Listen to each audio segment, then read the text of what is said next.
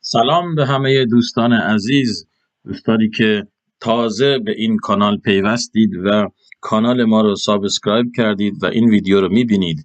اینجا کانال آموزش عربی رسانه‌ای هست، عربی اعلامی.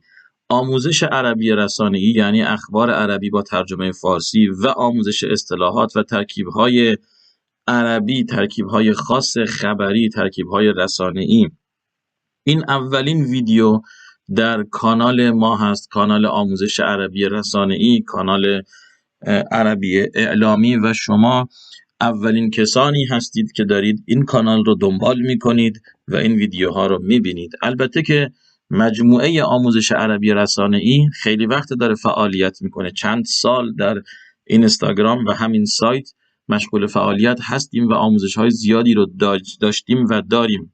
و این ویدیو اولین ویدیو ما هست و همین خاطر این ویدیو رو مخصوص آموزش، در واقع معرفی سایت قرار دادم که سایت ما رو ببینید و بتونید از این سایت هم استفاده کنید. قبل از اینکه سایت رو توضیح بدم اجازه بدید که بریم اینجا یک توضیح بدم برای کسایی که تازه وارد شدن و عربی رسانه‌ای رو نمیشناسند.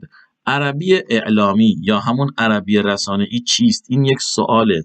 یعنی چی عربی رسانه‌ای یا عربی اعلامی؟ ببینید، هر زبانی، نه فقط زبان عربی، چند بخش و چند رویکرد داره. یکی محاوره است که خیلی معروفه، مکالمه. الان خیلی ها دارن مکالمه زبان عربی یا مکالمه زبان انگلیسی و هر زبانی رو آموزش میدن.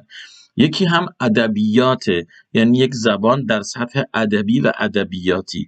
اما یک رویکرد دیگه در زبان‌ها داریم که اتفاقا خیلی بروز و خیلی هم پاپولیر شده در دنیا، اونم زبان رسانه است. زبان رسانه یعنی زبانی که کار با اصطلاحات، ترکیب‌ها و روش‌های در واقع خبررسانی و خبرنویسی داره. مخصوصاً بیشترین فعالیت این کار در خبره. البته که در غیر اخبار هم کار میشه، در هر نوع رسانه‌ای، اما با خبر بیشتر کار میکنه. اینجا رو ببینید، عربی رسانه‌ای یا لغت الصحافة والاعلام یکی از مراحل حرفه‌ای در یادگیری زبان عربی است. عربی رسانه‌ای با عربی محاوره یا ادبیات و غیره تفاوت دارد و دارای اصطلاحات و ترکیبات خاصی است.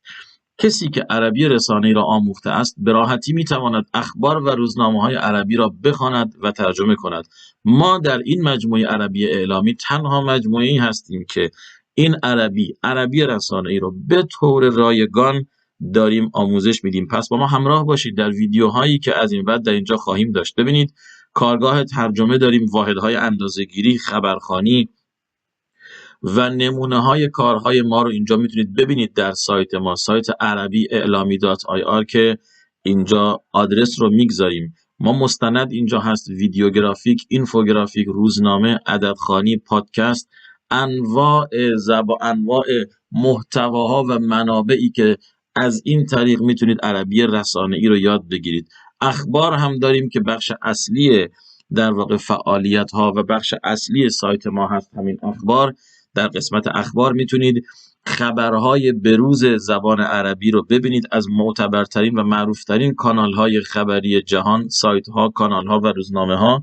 من اینجا خبر گذاشتم، مثلا ببینید اخبار سیاسی نظامی، اخبار اقتصادی، علم و تکنولوژی، ورزش، سلامت و گوناگون.